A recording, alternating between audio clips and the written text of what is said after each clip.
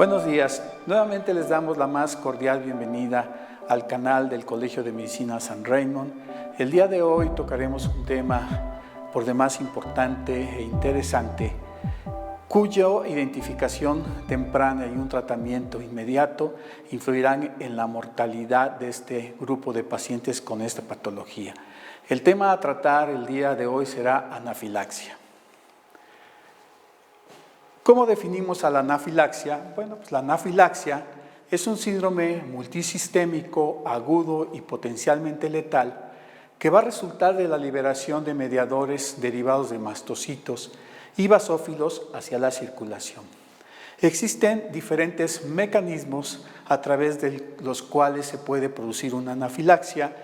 El más importante es a través de la mediación de la inmunoglobulina E, la IgE, aunque existen otros mecanismos alternativos, como puede ser la exposición ambiental o bien factores genéticos complejos que en un momento dado pueden influir en la producción de anafilaxia.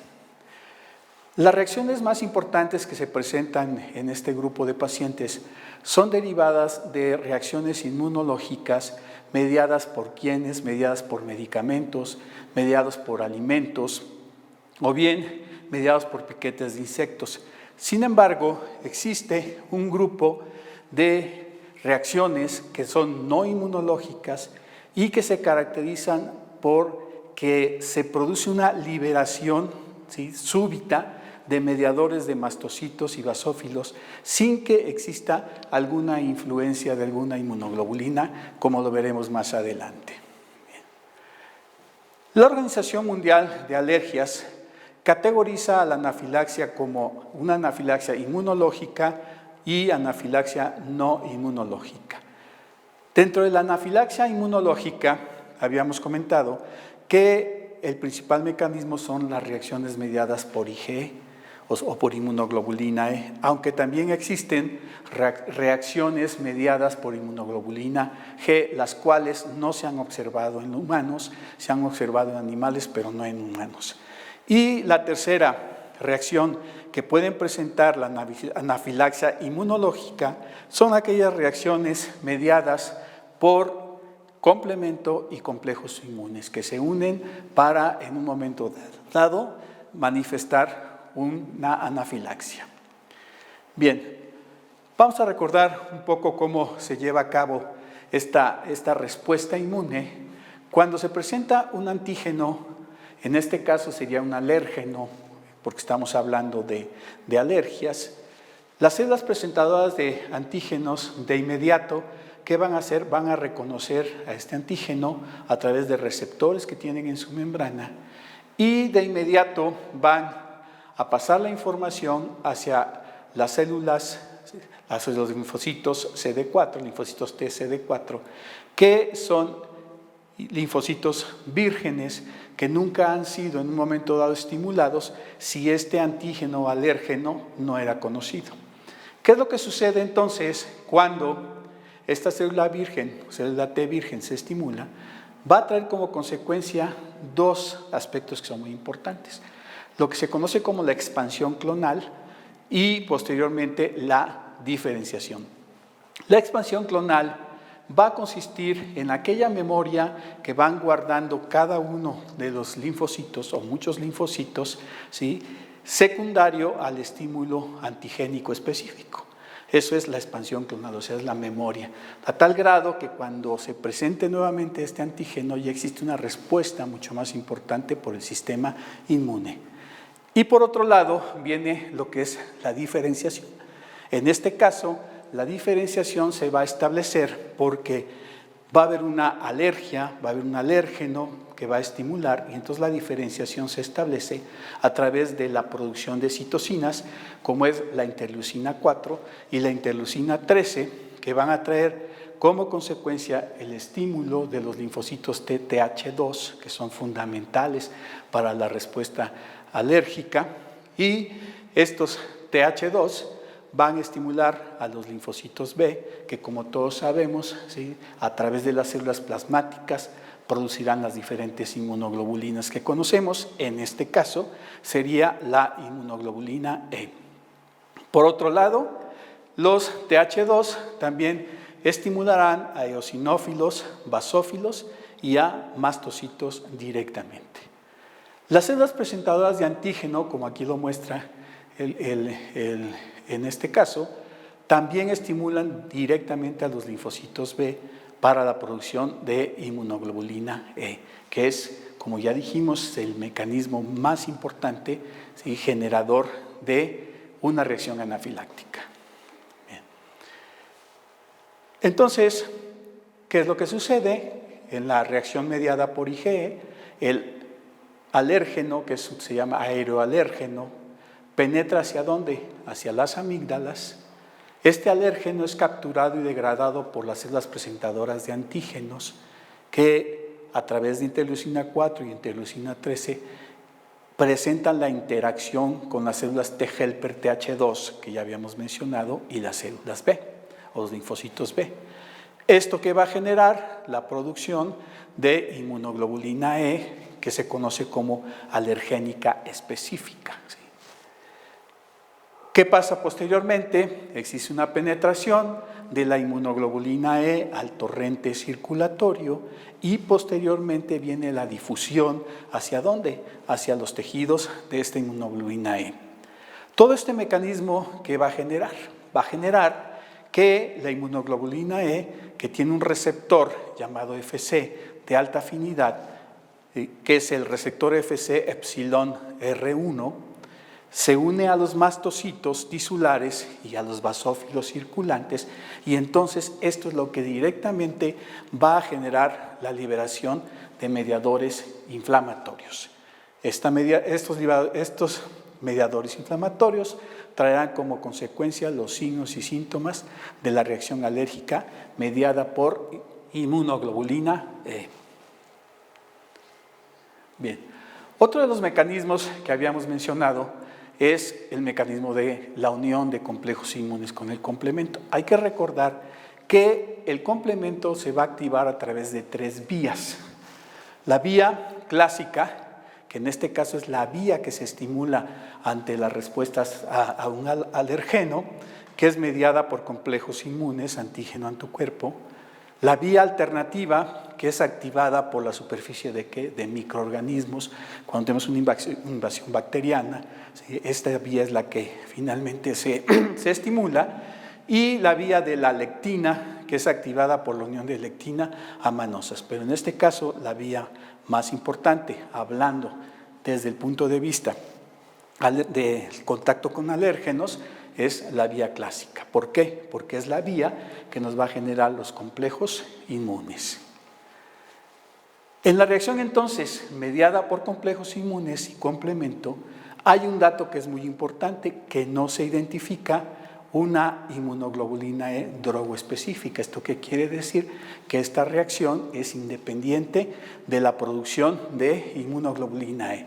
¿Qué sucede entonces? Bueno, pues la droga culpable se une a ¿qué? A IgG y otros isotipos, y entonces IgG más la droga forma los complejos inmunes. Estos complejos inmunes se unen al complemento, lo activan, el complemento a su vez produce la liberación de mediadores inflamatorios y, como sucede en lo que es mediado por IgE, pues se presentan los signos y síntomas de la reacción alérgica.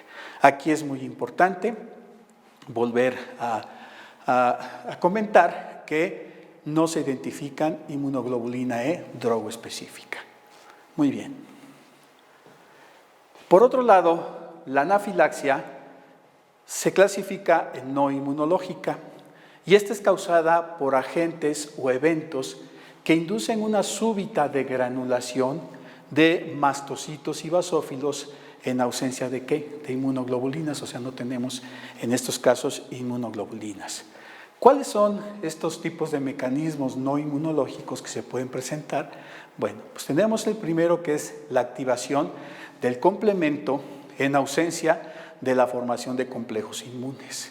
Esto se observó principalmente en drogas anteriormente que tenían cremofor EL como conservador, como es el caso de ciertas drogas que se pueden utilizar como sedantes, como es el ejemplo el Propofol, que actualmente pues ya no se prepara con este Cremofor EL. Entonces es una activación del complemento en ausencia de la formación de complejos inmunes. ¿Qué es lo que sucede? Que recuerden que el complemento tiene la fracción C3A y la fracción C5A que pueden actuar como anafilotoxinas y que existen receptores en los mastocitos y entonces que se promueve la liberación de histamina. O bien, a nivel de basófilos y macrófagos, pueden existir ¿qué? Pueden existir receptores de anafilotoxina C3A, que son parte del complemento, y a su vez también estimular la liberación de histamina. Recuerden, como lo veremos un poquito más adelante, la histamina es uno de los principales mediadores de la respuesta ante un alérgeno. Bien. Otro de los mecanismos que se ha observado es la activación de mastocitos y basófilos por drogas. Este mecanismo genera una degranulación importante de estos mastocitos y basófilos y la producción de histamina. El ejemplo es la vancomicina, que la vancomicina es un antibiótico que utilizamos con relativa frecuencia y que nos produce lo que se conoce como el síndrome del hombre rojo. Este síndrome del hombre rojo es una respuesta alérgica a la vancomicina y que va a traer como consecuencia en un 15% de los pacientes inclusive un choque anafiláctico. Entonces hay que tener mucho cuidado con el uso de vancomicina, ya que es una activación directa de mastocitos y basófilos.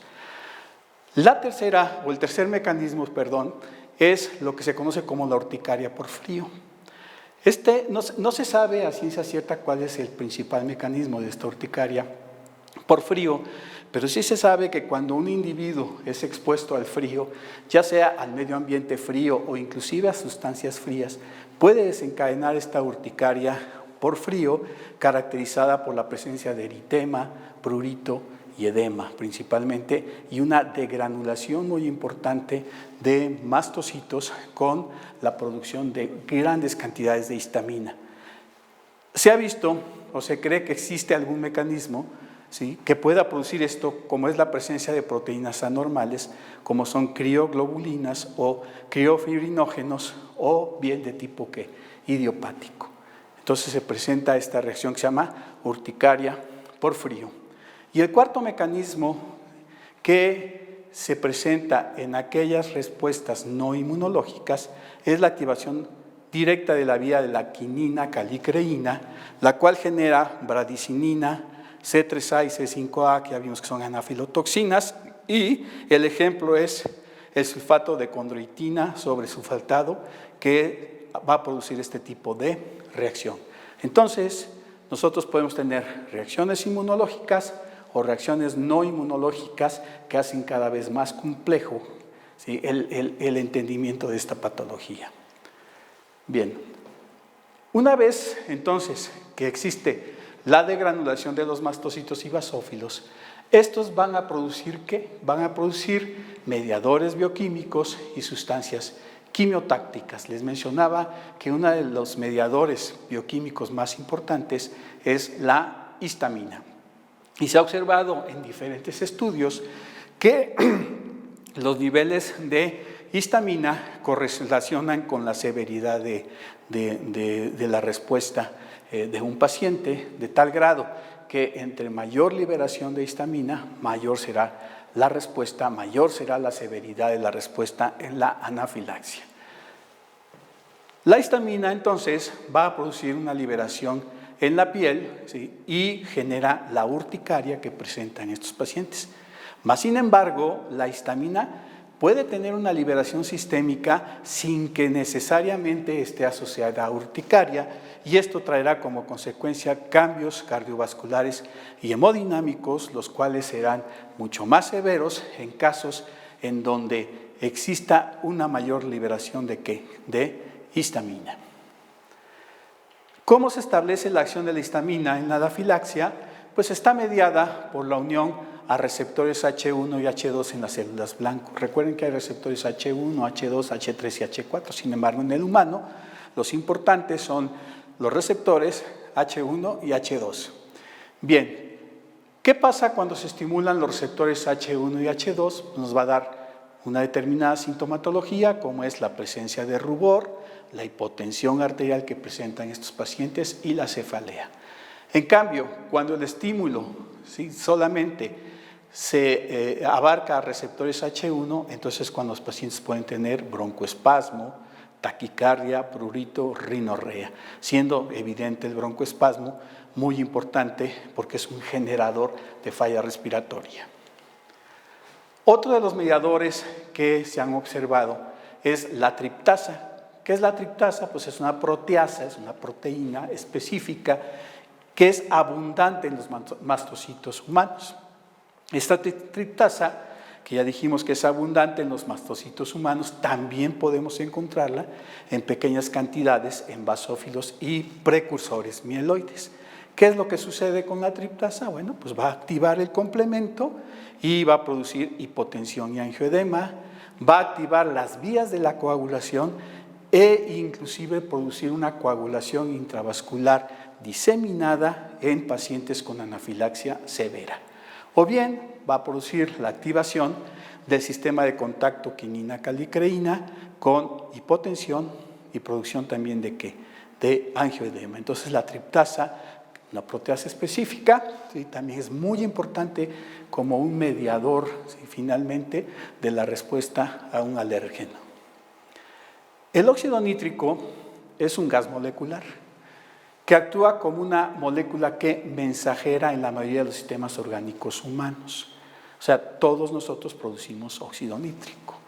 ¿Cuáles son las funciones más importantes? Pues que tiene una actividad vasodilatadora potente en la pared de los vasos sanguíneos y va a explicar la bioactividad del factor relajante derivado del endotelio. Es un factor que produce el endotelio, pero cuyo estímulo es muy dependiente de la producción de óxido nítrico.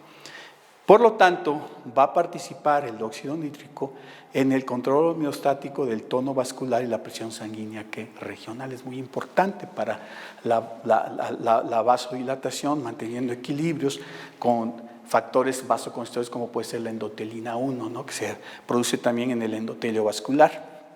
Bien, pero ¿por qué mencionamos el óxido nítrico? Porque se ha observado que en pacientes con anafilaxia el efecto neto del óxido nítrico es perjudicial. ¿Por qué? Porque va a producir una relajación del músculo liso y va a aumentar la permeabilidad vascular. Entonces, interactúa el óxido nítrico con mediadores reguladores y contrarreguladores en la activación de mastocitos y esto generará la hipotensión arterial que observamos no solamente en pacientes con anafilaxia, sino también en pacientes con sepsis. Entonces, al ser un importante regulador, su efecto es deleterio o perjudicial cuando nos enfrentamos a un paciente con anafilaxia.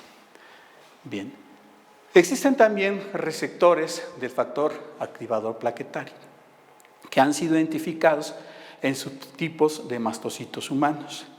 Se ha observado niveles séricos de factor activador plaquetario que se correlacionan directamente con la severidad de anafilaxia. O sea, entre mayor cantidad de factor activador plaquetario exista, mayor severidad será de la anafilaxia, lo que sucede con la histamina. Se ha observado también que existe una mejor correlación, ¿sí?, que los niveles de histamina o triptasa con la severidad de reacciones alérgicas agudas. O sea, si se presenta o es importante el factor activador plaquetario, será mucho más severa la forma de presentarse de la anafilaxia. Bien, el ácido araquidónico, recordemos que es un ácido graso. Es derivado ¿de dónde? De la membrana de los fosfolípidos que produce mediadores proinflamatorios como los que veremos a continuación. Todos sabemos que este ácido araquidónico produce el leucotrieno B4, que es un agente quimiotáctico, y fíjense, muy interesante, como lo veremos un poquito más adelante, este leucotrieno B4 es el que media las reacciones prolongadas y reacciones que se conocen como bifásicas, que las definiremos un poquito más adelante. También produce leucotrieno C4 con aumento en la degranulación de mastocitos, que es su principal mecanismo de acción, leucotrieno D4 y E4, que va a aumentar la permeabilidad microvascular y son potentes que broncoconstrictores, o sea, la broncoconstricción está mediada por leucotrienos D4 y E4. Asimismo, recordaremos que el ácido araquidónico también produce prostaglandina D2. ¿Cuáles son los efectos de la prostaglandina D2? Vasodilatación, aumento de la permeabilidad vascular, broncoconstricción del músculo liso de la vía aérea, ¿sí? Y efecto quimiotáctico de neutrófilos y activa además que eosinófilos, o sea, incrementa además la respuesta inflamatoria, ¿sí? Y la respuesta alérgena, la prostaglandina D2, generada, como todos ya sabemos, por el metabolismo del ácido araquidónico. Bien, en los humanos existen órganos que son órganos de choque en la anafilaxia. ¿Cuáles son los más importantes?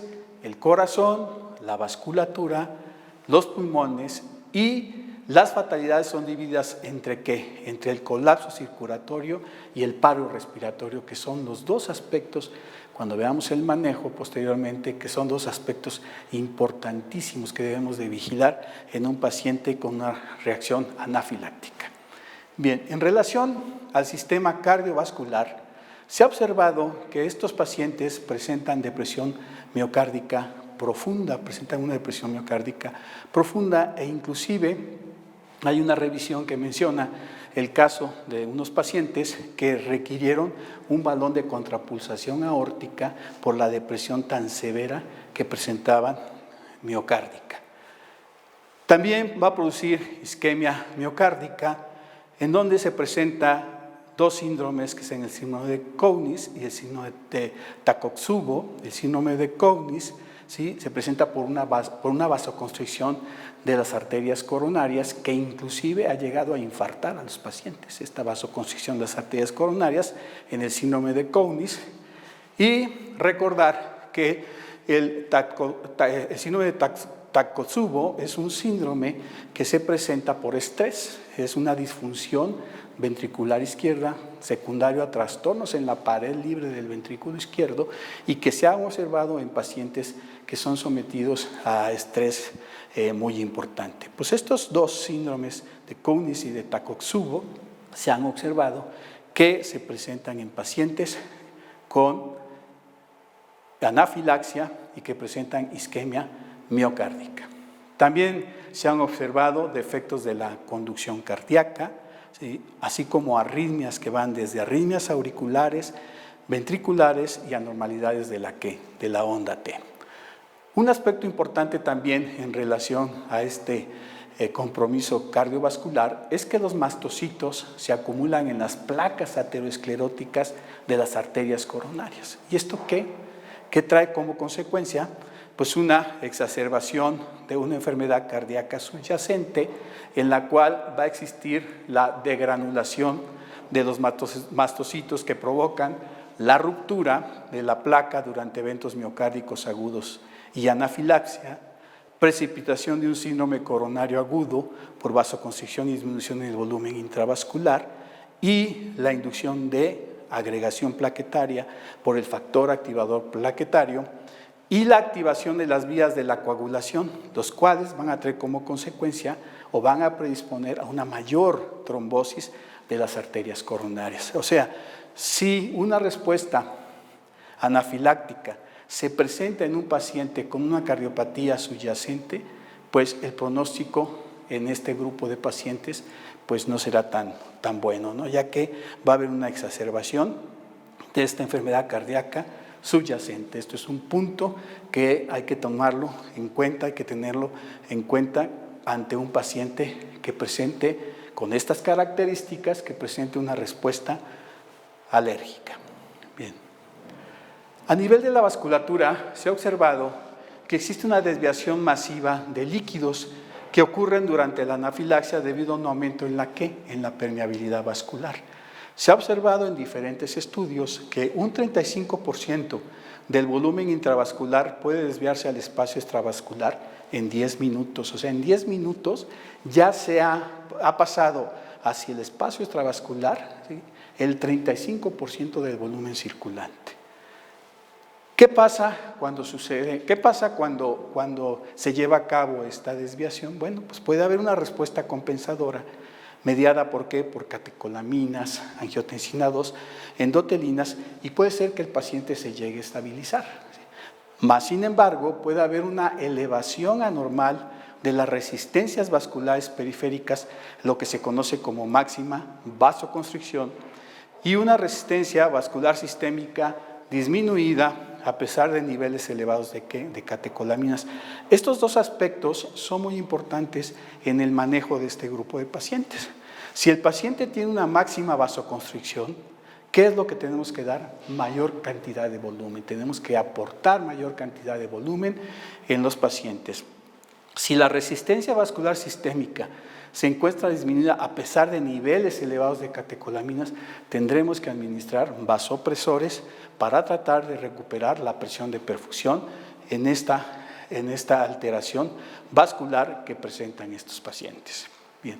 Por otro lado, la anafilaxia tiene efectos adversos en cualquier parte del tracto respiratorio. Podemos tener síntomas de la vía aérea superior, como es la presencia de estornudos, rinorrea, disfonía, edema laringio, que puede condicionar obstrucción laringea o bien angioedema orofaringio y comprometer la vía aérea superior.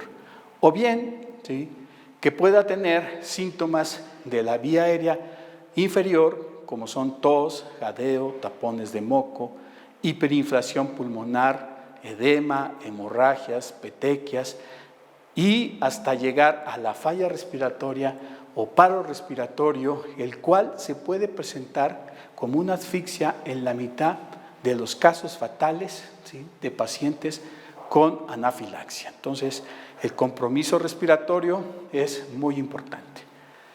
Bien, la postura de los pacientes durante la anafilaxia puede impactar en el resultado clínico. La mortalidad se asocia a una posición vertical o sentado. No hay que tener a los pacientes parados ni sentados.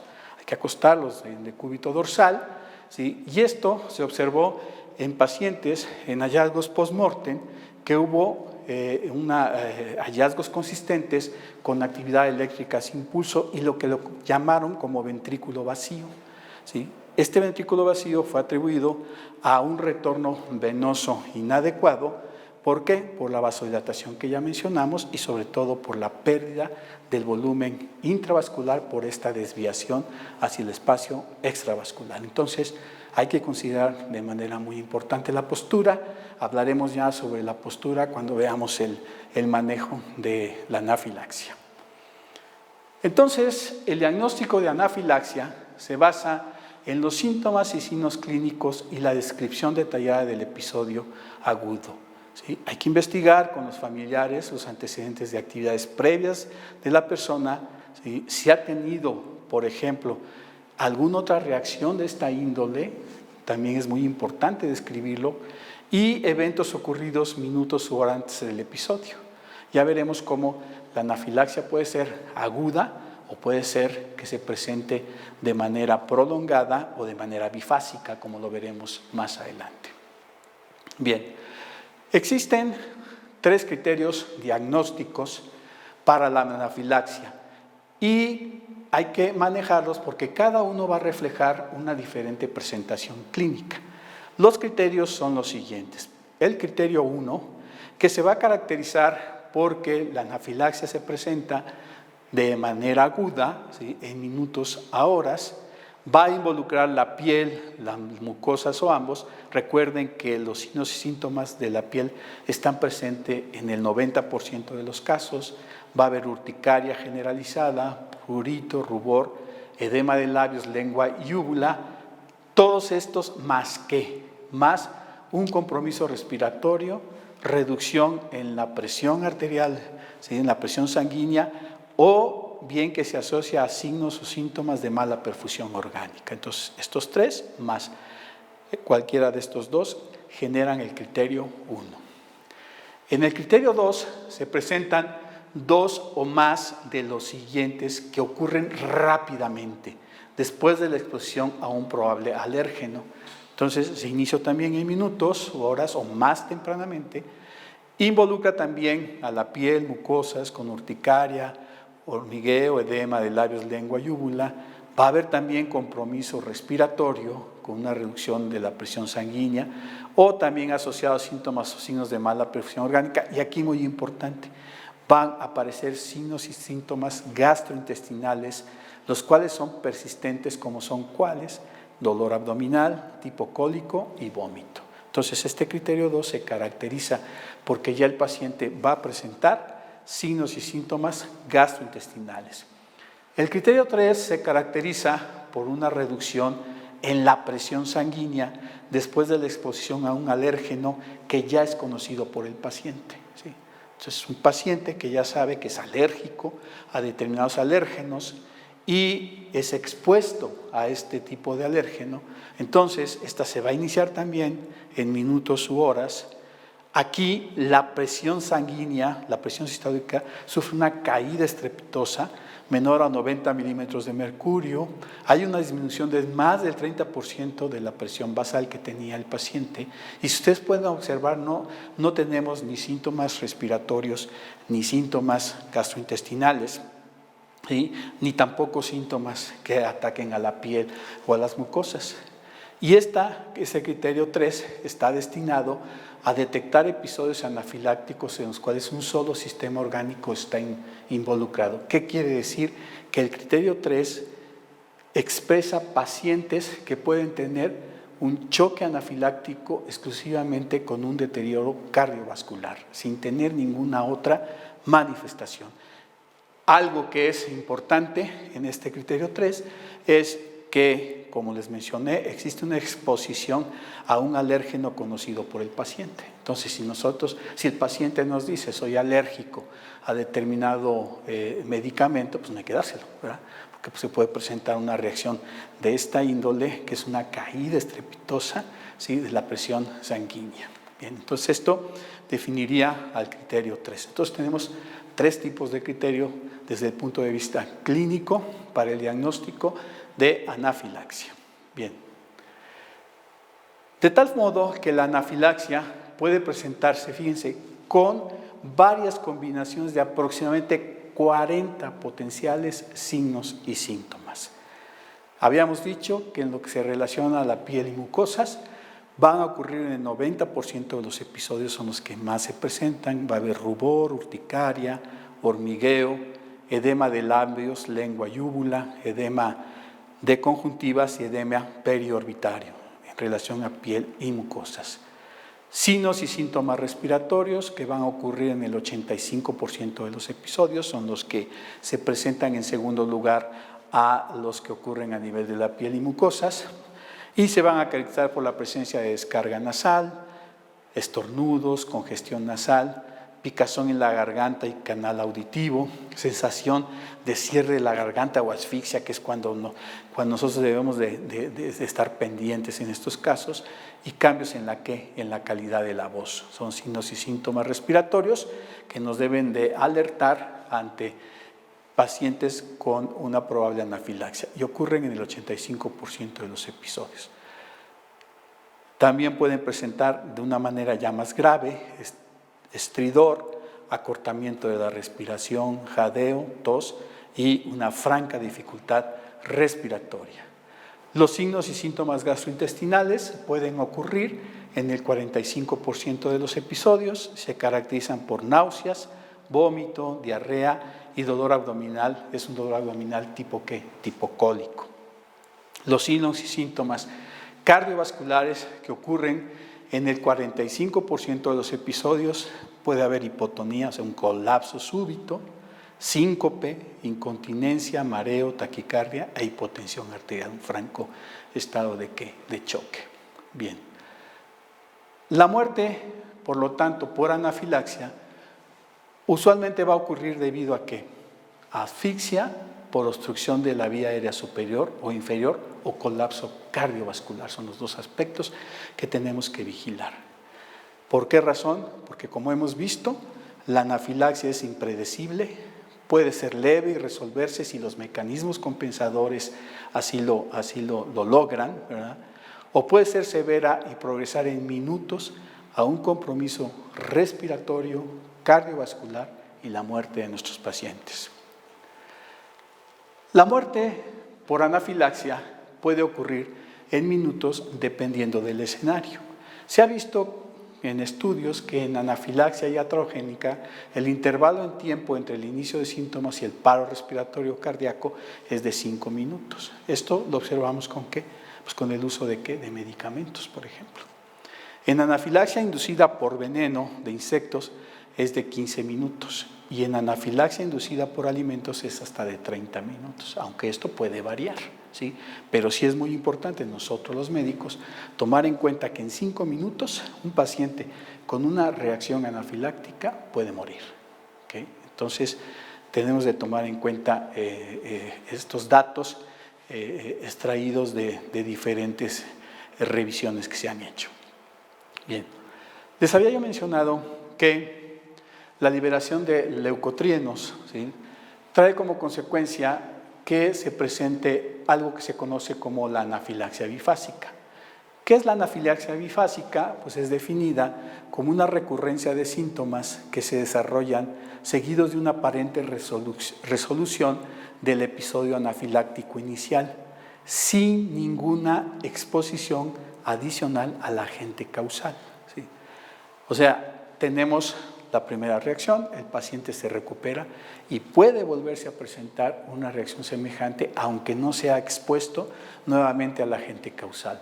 Representa un 5% de los pacientes y típicamente ocurre a las 12 horas después de la resolución de los síntomas iniciales, aunque se han reportado casos hasta las 72 horas. ¿Esto qué quiere decir? Que debemos de vigilar al paciente que tuvo una reacción o una anafilaxia, un choque anafiláctico hasta 72 horas. ¿Por qué? Porque puede presentar este tipo de anafilaxia bifásica. También la anafilaxia mediada por leucotrienos que son factores quimiotácticos, se puede presentar de manera tardía.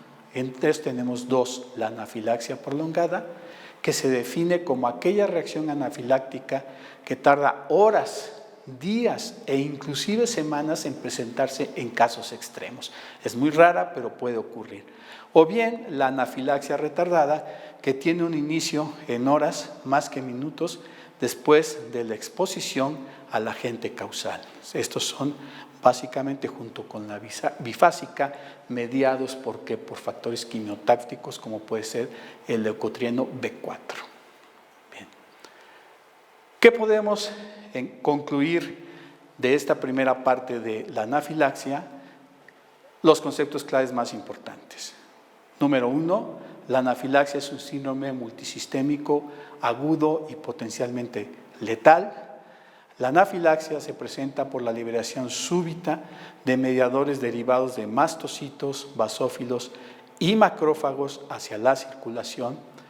La anafilaxia puede ser clasificada en inmunológica y no inmunológica, y recordar que en humanos los órganos principales de choque son corazón, pulmón y la vasculatura. Las muertes se presentan por paro respiratorio o colapso circulatorio.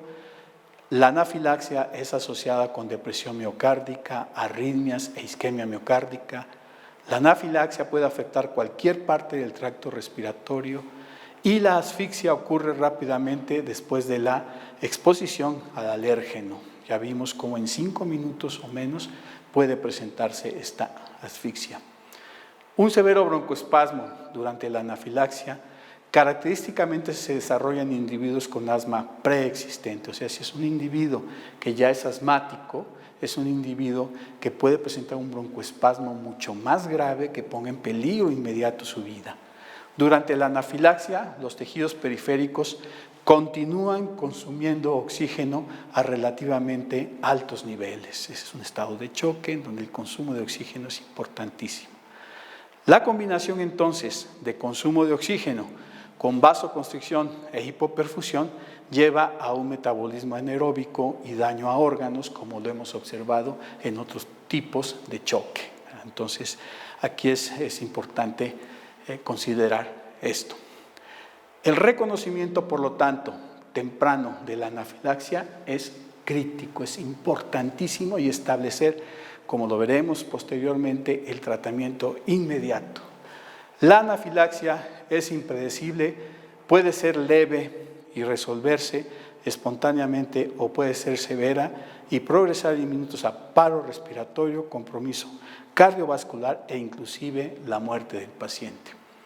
Al inicio de un episodio de anafilaxia no es posible predecir su severidad y progresión, por lo tanto está indicado el tratamiento definitivo y temprano ante la sospecha de una anafilaxia. O sea, muchas veces el paciente no tiene un cuadro como el que hemos comentado, pero puede empezar a tener ciertas características que a nosotros nos hagan pensar que está haciendo una reacción, ¿sí?, anafiláctica, que está presentando una anafilaxia.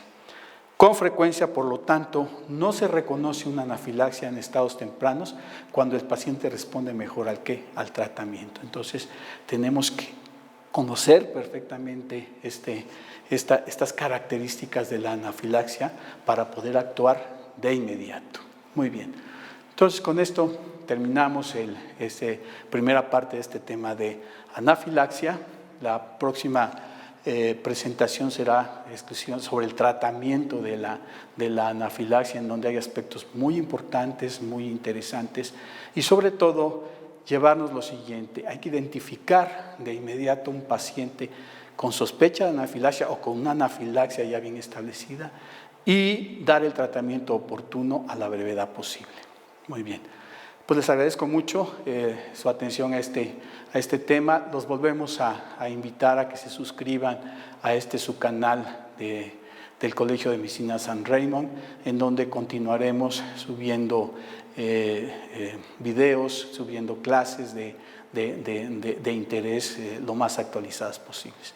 Muy bien, con eso terminamos. Muchas gracias.